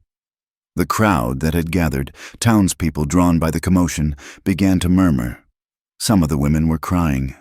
One young wife, bearing the telltale bruises of her husband's fists, caught Clara's eye and nodded slowly. Later, back at the ranch, Clara stood in her kitchen, in her home, with her husband, and marveled at the simple freedom of it.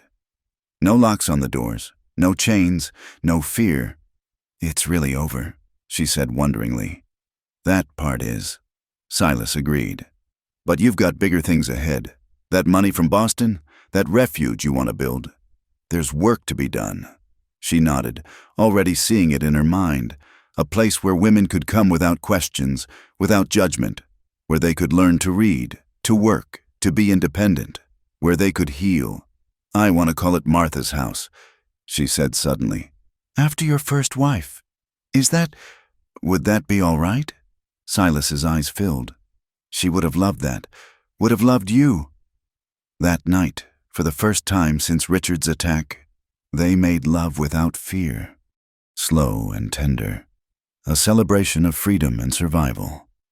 Afterward, Clara traced patterns on Silas's chest. Planning. We'll need teachers, she said, and a doctor who understands, and someone to help with legal matters. Tomorrow, Silas interrupted, pulling her close. Tonight, just be here, just be free. She settled against him, listening to his heartbeat. Outside, coyotes sang to the moon. The desert wind whispered secrets. And in a ranch house at the foot of Red Mountains, a woman who'd survived hell began to build heaven for others still trapped in darkness. Freedom. She was learning. Wasn't just about escaping. It was about choosing what to do with your escape. And Clara Boone, survivor, fighter, builder of dreams, was just getting started. The news of Richard's arrest spread through the territory like wildfire. Within days, Clara began receiving letters, some addressed to the ranch, others left at the mercantile in town. Women writing to thank her for standing up, for showing them it was possible to fight back. Others asking for help, for hope, for a way out of their own nightmares. Silas found her one evening surrounded by these letters, tears streaming down her face as she read account after account of suffering hidden behind closed doors. There are so many, she whispered. So many women trapped like I was. He knelt beside her chair, gathering up the scattered pages. Then we'd better get to work on that refuge. But even as they made plans, Clara couldn't shake the feeling that something was unfinished. Richard was in federal custody. Yes, but there had been no word from Boston about Alton's death. The investigation seemed to have stalled, and the inheritance remained tangled in legal proceedings. It was Tom who brought word that changed everything. He'd been to Fort Stanton for supplies and returned with news that made Clara's blood run cold. Richard escaped, he said, bursting into the kitchen where Clara was preparing supper. Killed a guard and stole a horse. Captain Morrison's got patrols out, but... The plate in Clara's hands shattered on the floor. Silas was beside her instantly, but she barely felt his touch. Richard was free. Richard was coming. When? Silas demanded. 2 nights ago. They think he's heading this way. That night, Silas turned the ranch into a fortress. Miguel and Jesse took shifts on watch. Tom slept in the barn with the rifles. Silas never left Clara's side, his pistol always within reach. But Richard was cunning. He didn't come charging in like they expected. Instead, on the third night after his escape, Clara woke to find her bedroom window open, cold air streaming in. Silas was deeply asleep beside her, too deeply. She tried to shake him, but he didn't respond. The coffee? She realized with growing horror. She'd thought it tasted strange, but assumed Tom had burned it again. Drugged. They'd been drugged. A shadow moved in the corner of the room. "Hello, stepmother." Richard stepped into the moonlight. He was gaunt, wild-eyed, his fine clothes replaced with rough gear stolen from some unfortunate traveler. But the knife in his hand gleamed sharp and clean. "Laudanum in the coffee," he said conversationally. "Enough to keep everyone sleeping soundly. Except you. I needed you awake for this." Clara slipped from the bed, keeping furniture between them. Her throat was dry as dust. "The soldiers will find you." "Let them." He advanced slowly, savoring her fear. "I'll be long gone by dawn. But first, we have unfinished business. Your father is dead. It's over. My father was a fool." Richard's laugh was ugly. "Keeping you locked up, trying to train you like a dog. He never understood what you really were." "And what's that?" "A challenge, a puzzle, something wild that needed breaking properly." His eyes glittered with madness.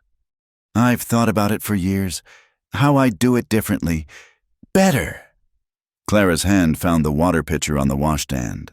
She hurled it at his head, but he ducked, laughing. The crash should have woken Silas, but he didn't stir. "How much did you give him?" she demanded, fear for Silas overriding her own terror. "Enough. Don't worry. I don't want him dead.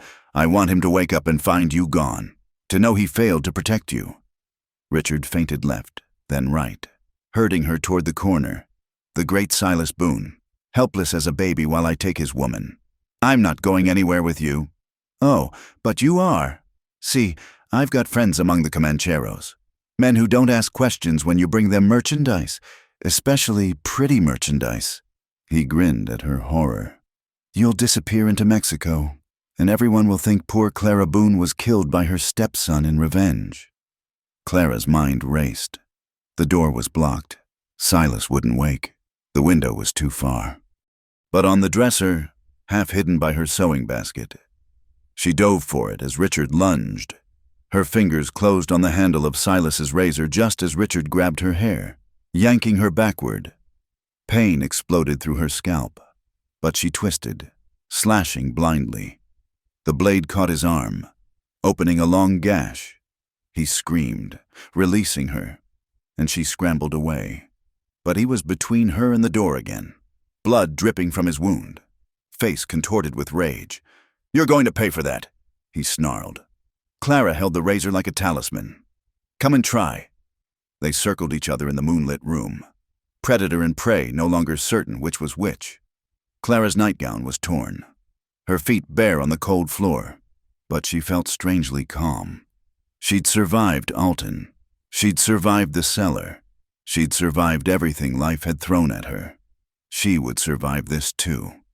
Richard charged with a roar. Clara sidestepped, slashing again, catching him across the ribs. But his momentum carried him into her, and they went down hard, rolling across the floor. The razor spun away into darkness. His hands found her throat, squeezing. She clawed at his face, drawing blood, but his grip only tightened. The world began to gray at the edges. "That's it," he whispered. "Just let go. It'll all be over soon." Clara's searching hand found something, the palette knife from her painting supplies, fallen under the bed during their struggle. With the last of her strength, she drove it up between his ribs. Richard's eyes widened in shock. His hands loosened, and she gasped in precious air. He looked down at the knife protruding from his chest, then at her. "You—" Blood bubbled from his lips.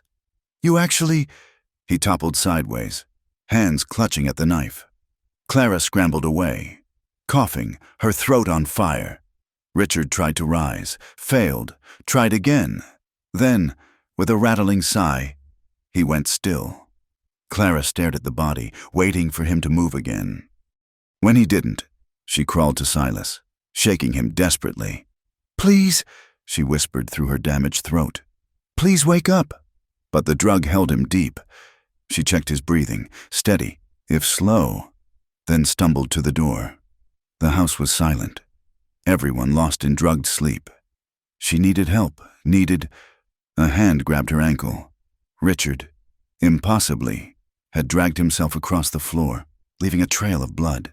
His face was gray, eyes glazing, but hatred kept him moving. "Not done!" he gasped. Clara kicked free and grabbed the fireplace poker. When he tried to grab her again, she brought it down hard, once, twice, until he finally, truly, stopped moving. She sank to her knees beside him, the poker falling from numb fingers. This time, she'd made sure. This time, the monster wouldn't rise again. It was Miguel who found them at dawn. Clara sitting against the wall, watching Richard's corpse as if it might still attack. Silas beginning to stir groggily in the bed. The old vaquero took in the scene with one comprehensive glance, then knelt beside Clara. "Señora, you are hurt?" She touched her throat, nodded. Speaking was agony. "Is over now," Miguel said gently. "Is finished. You are safe." Silas's voice thick and confused. "Clara, what?" Then, more urgently, "Clara!" He was off the bed and beside her in an instant, taking in her torn nightgown, her bruised throat, the blood. His gaze found Richard's body, and his face went dark with understanding. "I'll kill him," he growled. Clara caught his arm, shook her head. She pointed to the body, then to herself. Understanding dawned in his eyes. You did this?" She nodded, tears finally coming. Silas gathered her against him, rocking her like a child, while Miguel quietly went to rouse the others and send for the sheriff. This time, there were no questions about self-defense. The drugged coffee told its own story, as did Clara's injuries and Richard's weapons. Sheriff Patterson, perhaps eager to make amends for his previous failure, was quick to close the case. Man was an escaped federal prisoner, he declared, came here seeking revenge, found justice instead. Nothing more to say about it. But there was more. Arriving by telegram 2 days later, the Boston authorities had arrested 3 servants in the Carrick household for Alton's murder, paid by Richard to poison his father so he could inherit, with signed confessions and Richard dead. The legal tangles around the inheritance dissolved. Clara was truly, finally, free. She stood in the kitchen one evening a week later, watching the sunset through the window. Her throat still bore faint bruises, and nightmares woke her most nights. But she was alive. She had survived. Silas came up behind her, wrapping his arms around her waist. "What are you thinking?" "About Martha's house," she said, her voice still raspy but growing stronger. "I want to start building next month. A big house with many rooms, safe rooms, with locks on the inside only. We'll hire the best carpenters in the territory, and teachers, and a nurse, and someone who knows the law to help women understand their rights." She turned in his arms. "I want to teach them to fight, not just with weapons, but with knowledge, with skills, with hope." He kissed her forehead. "You'll change lives." "I hope so." She thought of Richard's body, buried in an unmarked grave outside town, of Alton, poisoned by his own son, of all the violence that had brought her to this moment. "I've had enough of death. I want to build something living." That night, she picked up her brushes and began a new painting. Not a landscape this time, but a building, strong and welcoming, with light pouring from every window. Around it, she painted women of all ages, all walks of life, approaching with hope in their faces. At the bottom, she wrote in careful letters, "Martha's house, where every woman is free." Silas watched from the doorway, love and pride shining in his eyes. His Clara, his survivor, his warrior queen. She'd walked through hell and emerged not broken but forged into something stronger than steel. "Come to bed," he said softly. Tomorrow's a big day. She set down her brush, took his offered hand. Tomorrow they would ride to town, meet with builders and bankers, begin turning dream into reality. But tonight, in their bed, in their home, she would rest in the arms of a man who saw her strength and loved her not despite it, but because of it. The coyotes sang their ancient songs, the desert wind whispered secrets, and Clara Boone slept without fear, knowing that the last ghost of her past lay silent in an unmarked grave, while her future stretched ahead bright with promise and purpose. The monsters were dead. It was time for the angels to rise. The legal proceedings moved with surprising swiftness. Within 3 weeks of Richard's death, Clara found herself in Judge Hamilton's chambers in Lincoln, signing documents that made her one of the wealthiest women in the territory. The Carrick fortune, built on suffering and cruelty, was now hers to transform. $200,000. The judge read from the final tally. Plus properties in Boston, shares in railroads, and various business interests. Clara's hand trembled as she signed her name, her true name, Catherine Marie Carrick Boone. It felt like signing a death warrant for the frightened girl she'd been and a birth certificate for the woman she'd become. Silas stood beside her, his presence steady as always. When she was done, he placed a protective hand on her shoulder. "What now?" he asked quietly. "Now," Clara said, her voice still hoarse but determined. "We build something beautiful from all this ugliness." The ride back to the ranch took 2 days through country awakening to spring. The desert bloomed with unexpected color: purple lupines, golden poppies, the shocking pink of prickly pear cactus flowers. Clara had never seen a desert spring before, and the transformation seemed like a promise. "Life finds a way," Silas said, watching her marvel at a flowering ocotillo, even in the harshest places. That evening, they camped by a stream swollen with snowmelt. As Silas tended the fire, Clara spread out the papers she'd been working on: plans for Martha's house, sketches of buildings, lists of what would be needed. "I want to start immediately," she said. "Every day we wait is another day some woman suffers in silence." "Where do you want to build?" She'd thought about this carefully. "On the edge of town, but not too far. Close enough to walk to, but private enough to feel safe. I saw a piece of land near the old mission, 10 acres with good water. The Hendricks place. Old man died last winter. Widow moved back east." Silas nodded thoughtfully. "It would suit, close to the stage route too, for women coming from farther away." They talked late into the night, planning and dreaming under stars that seemed especially bright. When they finally lay down in their bedroll, Clara felt a contentment she'd never known before, not just the absence of fear, but the presence of purpose. Back at the ranch, word had already spread. Tom greeted them with a grin. "Heard you're going to be building something special, Mrs. Clara." "News travels fast," she said. "Yes, ma'am. My sister over in Massilia, she wanted me to ask." He shuffled his feet, suddenly awkward. "Her husband drinks, gets mean sometimes. Could she?"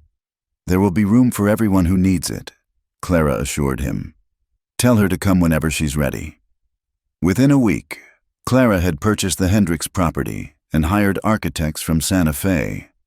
She insisted on being involved in every detail: windows that locked from inside, multiple exits from every room, a kitchen large enough to teach cooking skills, a library where women could learn to read. The townspeople watched with curiosity and some suspicion. A few of the church ladies came calling, eager to understand what exactly Clara was planning. "A refuge," she explained over tea in her kitchen. "For women in difficult circumstances, a place to rest, to learn, to plan their futures." Mrs. Abernathy, the banker's wife, sniffed. "Seems to me a woman's place is with her husband, for better or worse." "Even when worse means broken bones?" Clara asked quietly. "Even when worse means being treated as property?" The ladies exchanged uncomfortable glances. They all knew stories, whispered behind closed doors. Some perhaps had stories of their own. "Times are changing," said young Mrs. Palmer, the school teacher. "Perhaps it's good to have options." After they left, Silas found Clara staring out the window, lost in thought. "Regrets?" he asked. "No, just thinking about how many women will suffer in silence rather than admit they need help. Pride is sometimes all we have left. Then we make it easier, make it normal, make it known that seeking help is brave, not shameful." Construction began in April. Clara was there every day, watching the walls rise, adjusting plans, ensuring everything was perfect. She hired Margaret O'Brien, ironically, a cousin of the serving girl Alton had killed as the first housemistress. Margaret was a widow, tough as leather, with a heart big enough to mother the world. "I know what it's like to have nowhere to turn," Margaret said when Clara interviewed her. "My Patrick was a good man, but I've seen plenty who weren't. Yes, I'll help build your sanctuary." By June, the main building was complete, a sprawling adobe structure with thick walls and a courtyard in the center where women could sit safely in the sun. Clara had furnished it with simple but comfortable furniture, stocked the kitchen, filled the library with books donated from as far away as Denver. The first resident arrived before they were officially open. She appeared at the ranch one evening, face swollen, arm clearly broken, 2 small children clinging to her skirts. "Please," she whispered. "I heard. They said you help women. I don't have money, but I can work." Clara brought her inside immediately, sent Tom for the doctor. The woman, Sarah Jenkins, had walked 15 miles after her husband's latest beating, carrying her youngest most of the way. "You're safe now," Clara told her, remembering how desperately she'd needed to hear those words. "You and your children, stay as long as you need." That night, as she helped settle Sarah and her children in the guest room, Clara felt the rightness of her path. This was why she'd survived, to be the sanctuary she'd once desperately needed. By July, Martha's house was officially open. Father Miguel blessed the building, and half the town turned out for the ceremony. Clara had insisted on a celebration, not somber or shameful, but joyful. This was a beginning, not an ending. "This house," she said, standing on the front steps to address the crowd, "is named for Martha Boone, a woman I never met but who I know had a generous heart. It stands as a promise that no woman needs to suffer alone, that help is available, that hope is real." She caught sight of several women in the crowd exchanging meaningful glances with each other. "Seeds planted," she thought. "They'll come when they're ready." Within a month, Martha's house sheltered 8 women and 12 children. Some stayed only days, needing just a moment's respite. Others settled in for longer, learning skills that would let them support themselves: sewing, cooking, basic arithmetic and letters. Clara instituted evening classes open to all women in town, not just residents. Officially, they were for household management, but they included information about legal rights, financial planning, and yes, self-defense. Silas himself taught the latter, showing women how to break holds, where to strike to disable an attacker.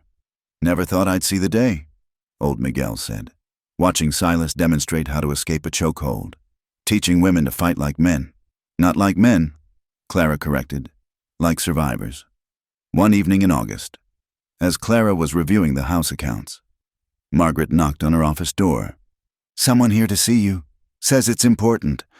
The woman who entered was well-dressed, clearly wealthy, with the bearing of Eastern society. Clara's heart clenched, even now. Such women made her remember Alton's world. But this woman's eyes held a familiar shadow. "Mrs. Boone, I'm Lydia Ashworth. I've come from Philadelphia." She paused, gathering courage. "I need help." Over tea, Lydia's story spilled out. A society husband who presented a perfect face to the world while making her life a private hell. The isolation, the control, the careful cruelty that left no visible marks. "I have money," Lydia said. "I can pay." "We don't charge," Clara interrupted gently. "But if you wish to contribute to help other women, we gratefully accept donations." Lydia's donation was generous enough to fund operations for 6 months. More importantly, her presence showed that abuse crossed all social boundaries. Rich or poor, educated or not, women could find themselves trapped.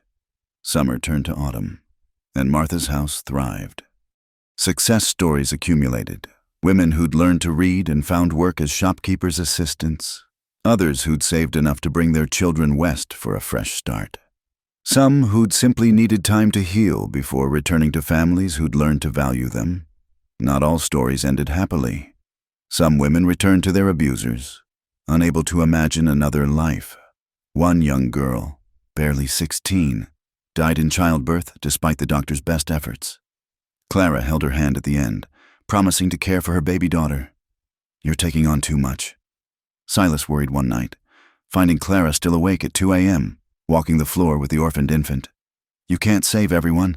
"No," she agreed, shifting the baby to her shoulder. "But I can save this one, and tomorrow, maybe another. That's how the world changes, one life at a time." He took the baby from her, settling into the rocking chair with practiced ease. Watching him, this tough rancher gentle as a mother with an infant, Clara felt her heart overflow. "I've been thinking," she said carefully, "about children, our own. I mean—" Silas looked up sharply. "Clara? The doctor says I'm healthy, that despite everything, I could—" She took a breath. "Would you want that? A child of our own? Would you?" She thought of all the reasons to say no, the danger of childbirth, the vulnerability of pregnancy, the fear of bringing a child into a harsh world. Then she thought of Silas's hands cradling the baby, of the love they'd built from ashes, of the future stretching before them. "Yes," she whispered. "Yes, I would." He stood, still holding the sleeping infant, and kissed her with infinite tenderness. "Then we'll try, and if we're blessed, we'll raise them to be strong and kind and brave, like their mother." That night, as they lay the baby in her cradle and retired to their own bed, Clara marveled at the journey that had brought her here, from a terrified girl in a locked room to a woman building sanctuaries for others, from property to person, from victim to victor. The desert wind sang through the cottonwoods, and somewhere a coyote called to its mate. In Martha's house, women and children slept safely, dreaming of better tomorrows. At the ranch, Miguel kept quiet watch, protecting the peace they'd all fought to build. And in the bedroom of a small adobe house, 2 survivors created their own small miracle of trust and love and hope, writing a new chapter in a story that had begun in darkness but would end in light. "I love you," Clara whispered in the darkness. "And I love you," Silas replied, "forever and always." Outside, the first star of evening appeared in the vast western sky. Inside, 2 hearts beat as one, proof that even the deepest wounds could heal, that love could grow in the harshest ground, that sometimes, just sometimes, the world gave back more than it took away. The story of Clara Boone was far from over. There would be more challenges, more women to help, more battles to fight. But tonight, in this moment, there was peace, there was love, there was home. And that, Clara thought as sleep finally claimed her, was its own kind of miracle. Thank you so much for listening to this story of love and survival in the Old West. I hope Clara and Silas's journey touched your heart as it did mine. Please comment below to let me know where you're listening from. I love connecting with listeners around the world. Don't forget to subscribe to the From Wild West channel for more authentic Western romance stories. And share your thoughts about Clara's transformation from victim to protector. Your support means everything.